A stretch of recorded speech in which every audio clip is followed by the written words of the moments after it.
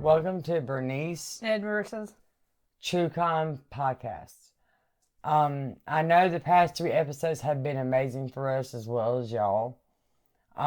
So it's kind of like we're gonna switch it up. This is gonna be a woman this week, because we've been. This week is Aileen Wuornos. She was born literally on February 29th, which is leap year. And that's like the second serial killer born on leap year. It makes you wonder. But she was born in 1956. She was the first woman to be executed in the state of Florida. She murdered and robbed 7 of her male clients. Here's a lot about what people don't realize about Aileen. As a child, and by the way, we have a special guest. My husband, Donald, is going to chime in. He's going to help me out with this segment and hopefully future segments. Here's one thing that y'all didn't know, that Aileen had a child at the age of 14. See, the thing is that Aileen, so Aileen's mom was 14 years old when she met her father, which he was 18 years old. And a year later, her mother had given birth to Aileen's older brother. And then, after less than 2 years of marriage, and 2 months before Aileen was born, her mom had got a divorce from her husband, from her dad. The thing is that when Aileen was 16 years old, her dad was sentenced to life in prison for kidnapping and raping a 7-year-old. And because of that, he was diagnosed with schizophrenia, and he committed suicide by hanging in jail. On January 3rd, 1969. The old Epstein. When Aileen was almost 4 years old, her mother had just said, "I'm done with y'all," and handing them over to their drunk grandparents. The grandmother knew, everything that's going on, but the grandfather raped her and let his friends rape her, and the grandma just looked on. They were drunks. And they really should not have gotten them. They did adopt both of her brother Keith and her. Then by the time she was 11, she began to engage in sexual activities in exchange for cigarettes, drugs, and food. And she also engaged in sexual activities with her brother. If you roll tide that one, I swear to God. She was not from Alabama. Okay, anyway, Aileen said that her alcoholic grandfather had sexually assaulted and beat her when she was a child, and before he would beat her, he would force her to strip out of her clothes. And she's 11 years old. That's your grandparents. Come on, that's messed up. So she's already messed up in the head, if you think about it. In 1970, she got pregnant with her son. In 1971, she had her son after being raped by a family member's friend at 14 years old, and she had him at a home for unwed mothers back then, because they had a home that women went to when they wasn't married back then, in the 60s, 50s, or whatever, 70s and stuff like that. They just took them straight from them as soon as they had the babies. So I'm guessing it was a close adoption, he could never see his mom, never knew about her. And the reason why I'm telling, the viewers this about her childhood is because a lot of times when we read about the killing sprees and we do our homework, a lot of this tends to stem when they're younger, and it's always stemming from a parent or what their parents have done to them in the past. And before I tell you about her adulthood, a couple months after dropping out of school, at the same time, this is a couple months after she had her baby. At the same time, her grandmother had died of liver failure. So she didn't have her grandmother anymore. She's had the grandpa. And you gotta remember, he's raping her and he's he's doing all this stuff, and his friends get her. And he actually threw her out the house. And then so she began living in the woods near her home, supporting herself, prostituting. And I mean, she was very young. This is where she met that girl. Now, as we dig into her adulthood, this is where the movie Monster comes in. Yeah, but it's not the whole truth. No, it's not. No. Starting at May 27th, 1974, 18 years old Aileen was arrested in Colorado for a DUI, disorderly conduct, and shooting a .22 caliber from a moving vehicle. She was later charged with failure to appear. Failure to appear means she didn't show up for court. Shooting a gun out of a car, no offense, is a very big charge. Well, not really. I mean, it kind of is. Not really. It depends if she shot anybody. Discharging a firearm from a moving vehicle. 1976, she hitchhiked down to Florida where she met 69-year-old Louis Fell. They married quickly, and she kept getting into fights. Local bar, went to jail for assault. Also hit her husband in the face with a cane, leading to gain a restraining order against her within weeks of her marriage. So she was married to a man. Mm-hmm. And just started beating him up already. Like, this poor man's got a cane. She's over here beating him with a cane, He's quite a bit older than she is too. Yeah, I mean, I wonder where she met. I really do kind of wonder where she met him at, because that really was not in the movie at all. Probably at a bar. Probably, I wouldn't doubt it, because she did a lot of the bars. That's what's talking about. The movie Monster doesn't tell the whole truth. Of course not. They fabricated it big time. They probably fabricated some things to make it more interesting. Oh, if they would have used her last words, it would have been great. All right, so she returned back to Michigan in July 1976, where she was arrested at Bernie's Club, charged with assault yet again, disturbing the peace, and throwing a cue ball at the bartender's head. A cue ball? That had to hurt. That's what you got. I know, but that had to hurt for real. That's hard balls. Like ching ching. It sounds like she's got a pattern evolving already. She's got a violent history. Yeah, I mean, but it stemmed from when she was younger, so... What do you think, Marissa? What do you think about... Because, I mean, she's got, all that happened to her when she was a kid, and now she's got this violent thing going on with her husband, and... Yeah. And she keeps getting arrested over and over. Did they have therapies back then? Oh, yeah. Mm-hmm. But because, I guess, because the way she was raised, upbringing, they didn't do therapy. The girl that she met... That was in the movie. In the movie, which was, like I said, largely fabricated. Her girlfriend was Maid. She met at a Daytona bar called the Zodiac, July 4th, 1990. Her and her girlfriend abandoned the vehicle from the victim after they were involved in a car accident. Rhonda Bailey, who was the witness, provided the police with a description of the two women, which after led to the media campaign to locate the women. Police also found some victims' belongings in the pawn shops, and Eileen's fingerprints were found on a receipt of one of the pawn shops that matched the print and left in the stolen car. She wasn't a bright person to sit there and pawn her stuff and leave her name on a receipt. Well, I mean, it's like, catch me.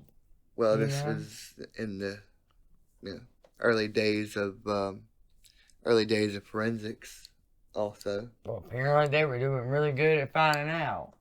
I mean, think about it. She had a violent history. Her prints were all over the databases everywhere from being arrested over and over and over and over again. Yes. Leave that fingerprint out there for somebody to find, they're going to find it. And they did. That's how she got caught. January 6th, 1991, Aileen was arrested at the Last Resort Biker Bar on an outstanding warrant in the name of Lori Grody. Police arrested her girlfriend, and she agreed to get a confession for immunity. 3 days later, Aileen confessed to all the murders. After her court, and the judge had, done his thing. Her appeal was denied in 1996. In a 2001 petition to the Florida Supreme Court, she stated her intention to dismiss her legal counsel and terminate all pending appeals. She said, and this is what she said, her words, "I killed those men." She wrote this to the judge. She goes, "I robbed them cold as ice and I'd do it again. I have hate crawling through my system. I am so sick of hearing this. She's crazy stuff. I've been evaluated so many times. I'm competent, sane, and I'm trying to tell the truth. You know, I'm done. Who seriously hates, human life and would kill again?" While her attorneys argued that she was not mentally competent. Oh, she was competent. Yeah, she was, because... She was just a violent person. Mm-hmm. To make, they said she was not mentally competent to make such a request, though. She insisted she knew what she was doing. She told him, "I know what I'm doing." She had a history of violence. She was a violent person. And...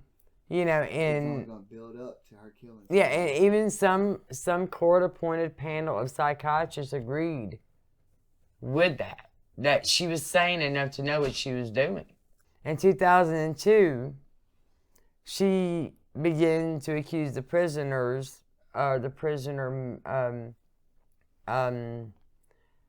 guards and the prisoners of tainting her food with dirt, saliva, and urine. Now, I mean, I don't know if she's crazy and she's just like schizo hurt at all, she's just paranoia, you know what I'm saying? But she said that she overheard a conversation among prison personnel, and she thought they were trying to get her pushed over the brink by them, and, she wind up committing suicide before her execution. That's what, in her head, she thought they were just trying to make her commit suicide before execution. And so she also complained of strip searches, tight handcuffing, just a bunch of other things, and distaste and pure hatred towards her. Like, she always said, like, they did this, it's all about me, like a narcissist. Oh, I didn't do all this. I killed 7 men, but I want to... I don't want to be strip searched. I don't want to be handcuffed too tight. Well, how you expect them to treat you? It's the victim mindset. Yeah, and so she gave a series, in weeks before her interview, before execution. The documentary that she gave. Mm-hmm. She gave it to a man named Nick Broomfield, and talked about being taken away to meet God and Jesus and the angels and whatever is beyond the beyond. In her final interview, she once again charged that her mind was tortured at BCI and her head was crushed by sonic pressure. Like, in her head, they had her in a room and womp to her head. I don't know. She's crazy. She's already sounding crazy. I mean, she's talking about, like, they food poisoned her, other abuses worsened, and she said that each time she complained with the goal of making her appear, the goal of them was to make her appear insane. Or to drive her insane. She turned to her interviewer, right? This guy. And she told him, she said, "You sabotaged my ass." She said, "Society and the cops and the system. A rape woman gets executed and was used for books and movies and shit, and now our podcasts. Now we're using her on our podcast." So, I added that last year because, she said she's being shitted on, because of movies and books and blah, blah, blah. So now we got her on podcast. Her final words were crazy, though, y'all. Yeah. On camera. Yeah, they were. She said, "Thanks a lot, society, for railroading my ass. Her childhood friend, Dawn Botkins, later told an interviewer, which that wasn't her last words, but I'll tell you her last words, which is, she's crazy. But her childhood friend told the interviewer that her the verbal abuse that she did when she was interviewing was directed at society and the media in general and not at the interviewer specifically. Not at that guy specifically, just to everybody else. Like, everybody else has something to do with it. You know, it's like, one, Aileen, I wasn't born in 74. I was born in 77, so I had nothing to do with this. She did happen to die, though, she died by lethal injection, October the 9th, 2002. The crazy thing is that she declined her last meal, which could have been anything under $20. Apparently back then you could only get anything under $20. She chose coffee. Kind of sounds like me. That'd be me. I want coffee.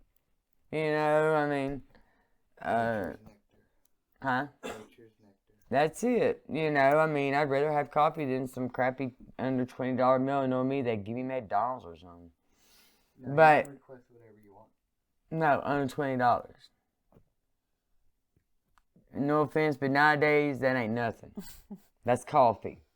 Her last words were, "Yes, I would just like to say I'm still with The Rock and I'll be back like Independence Day with Jesus June 6th, like the movie Big Mothership and all. I'll be back." And so, she died at 9:47 a.m. She was the second woman in Florida, or the first woman in Florida, and she was like the second in the U.S. Supreme Court or whatever. First woman in Florida to be executed. Yes, just like second woman in the U.S. Supreme Court to be executed. Yes, since the 1976 U.S. Supreme Court decision restoring capital punishment. After her death, her body was cremated. And so her ashes were scattered beneath a tree in her native town of Michigan by her childhood friend, Dawn Botkins. And a song, Carnival, which I don't know if I've ever heard this song. I guess I need to listen. But she played this over it's I guess it's by Natalie Merchants. It's from her album, Tiger Lily. She had that played at her funeral because that's what she listened to apparently many hours being in death row. She listened to that album over and over and over and over, and so that's what they played. That's what her friend played at her funeral, and so the men that she murdered was David Spears, Charles Skadden. I'm sorry, I can barely say that word. Peter Sims, Troy Burris, Charles Richard, Dick Humphreys, and Walter Gino Antonio. They were the men that she had murdered. She, for her to, I did feel bad for her. She were convicted of. Yes, that she was convicted of. Her girlfriend seemed to me like her girlfriend kept on making her hook, prostitute, because they had no way of getting money, That's just the way they made it seem in the movie. Yeah. But honestly, we don't know what went on behind closed doors. Yeah, well, she claims that these men beat her, raped her, stuff like that. But when you're a prostitute, that's part of your job. The way that they, you had that chance that that's going to happen to you being a prostitute, and that's exactly what happened to her. And she blamed that on killing all the men. And I don't know if all the men did it, but I doubt it. I just think she just started killing the first man, and then after that, she just started doing it. That's what I believe. She should have. I understand it's hard to get a job when you get out of prison, especially when you've been convicted with all this stuff since you were a child. And so, I can only imagine how hard it was for her to actually get a job, because, even nowadays it's kind of hard for convicts to get a job, something that can keep them going because, nowadays, even back then prices wasn't as bad as they are now, but, and I mean, after watching the movie, it made you feel sorry for her, but in reality, the movie just made it soft. In reality, she had no remorse for what she did, and she said she didn't. She was crazy. And her girlfriend, she still was in love with her girlfriend. Even before her execution, she said she still loved her girlfriend, even though her girlfriend did what she did to her. Mm-hmm. And I guess she kind of told her to do it if things went sour, to she'll go ahead and turn herself in, because this girl was young. She was 24 years old, her girlfriend. And so, she was a really young girl, and she had a life ahead of her, and she knew it. She knew that, that she's gonna have to, Wait, how old was Aileen when she met her girlfriend? Aileen was in, I believe, 40. I believe she's like 40 years old. That's a huge Well, I mean, in the movie, it showed, in the movie, she, it showed her in a bar, and, Christina Ricci, or whatever, offered to drink beer with her because, she said she needed, because she saw her sitting there. And then, and then Christina went over there and asked her if she wanted to drink with her, and she was like, I'm not that kind of woman, I'm not, da-da-da. You remember that, Donald, when she said, I'm not that kind of woman? Yep. And then they started talking in the movie, and then all of a sudden it was, let's get it on, kind of thing. Like they were just getting on. It was a little but the movie made it look like she wasn't like that. But then she turned into that. Yeah. And it wasn't really, I really don't, I think the movie was wrong on a lot of parts. I really think that if people really want to watch about Aileen and get to know her, I do recommend watching the true documentary on her. I really do wish I could have gotten, I do wish I would have wrote that down, the documentary, for y'all to look at me. Y'all can look it up on Google and, and watch it, because the real Aileen in the documentary, that's what you see. And she's nothing like the movie. Yeah, when I first watched the movie, I thought they met at a bar. It didn't say anything about her girlfriend being a hotel maid. Yeah, she was a hotel maid, but they did meet at a gay bar. They met at a bar. They met at a gay bar, is what they said. I wonder if her real-life girlfriend had a broken arm, or is it just part of the... No, that was just part of the movie. That was just part of the movie. But, I mean, if they met at a bar like that, then the movie was wrong. Because she was there at that bar. You get what I'm saying? Like she had to have had some tendency to want to be with a woman. Yeah. And I mean, I'm not down that at all. Trust me. I'm all for that. No judgments. No judgments whatsoever on my end or anybody's end at that. I'm straight up. I have. I mean, I do have a niece that's gay, and I am, I got my thing, and we do have things like that in our family, and I'm not ashamed of it. I'm proud of it. We have a flag and everything. Like I'd do the marches if I could, but my legs hurt, and I can't really walk. And then I got my co-host over here, and I know the other one would walk, but this co-host won't. Marissa's like, no, I ain't walking. She's like, I'm not gonna walk. No, they come walk for me. You know, they come walk for you, but you ain't walking, are you? You know. But anyway, so this is our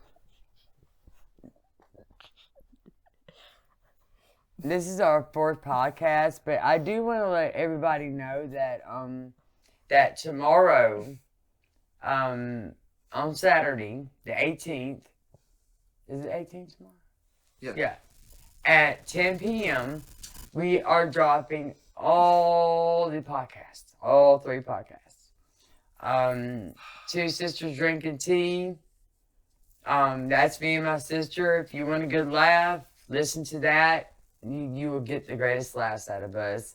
Our manager even has bloopers. It's great.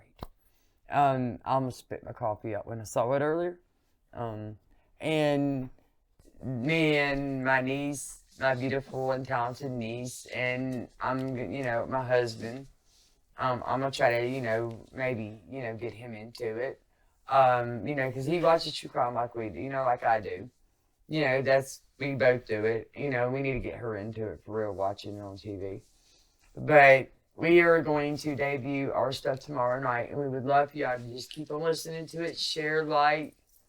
We're going to be on all the channels, podcast channels. I'm going to try to get some pictures done, if my manager allows me to while we're doing the party. But I will get pictures of the cakes and stuff like that. And I do want to get a special picture with my manager because he's been so great and I've known him for so long, and his family's my family, and he's my family, and so I'm very blessed to have him as part of our family. Get on and watch the documentary about Aileen. I'm probably gonna make this one tonight, watch it, because she really needs to get to see who it is. But now I am going to tell you our next podcast, our next True Crime podcast is going to be a good one. It's a local one, the Dixie Mafia. I will have special guests on the show. I will not be saying who it is, but there is a special guest that will be on the show. And we will have another very special one after that one. So, I'm very excited about these. I do, we put our work into these, and we do it for y'all fans. We want y'all to really enjoy our stories, and, really, like, if y'all have anyone that y'all want to hear, just, drop a line, and we'll, I'll look it up, and, if clear it by the manager and clear it by the, my co-host, then we'll do it, things like that. We're gonna start getting like merch up after the podcast starts dropping. Honestly though, like Aileen, to me though, there's women that have done way more than what Aileen did, and they're still sitting in prison. Why is it that Aileen just had to go? Like, they just like killed her fast. Well, I mean, not fast, but some states don't recognize capital punishment. I mean, because like, to me, it wasn't fair that, like, she's being punished more than a woman that probably killed like a whole house. I mean, I remember there was a woman that had killed her babies and stuffed them in like jars and stuff. Ooh. Yeah, that was some crazy stuff. Okay, so I want y'all's final thoughts on Aileen. I think she got what she deserved in the end, to be honest. Yeah, but with her childhood and stuff like that, like, Regardless. you think it stemmed from her childhood? No. No? No. What about you? You think she got what she deserved? Yeah, I did. Yeah, I do. You do? Yeah. Yeah, she did. She really did. All right, well, I hope y'all enjoyed this one, and we're going to wrap it up. I really, next week, y'all join in next week, and y'all get to hear all about the Dixie Mafia, and my special guest is going to tell us all the juicy details. So, please, just just, stay tuned. We hope y'all enjoyed this one.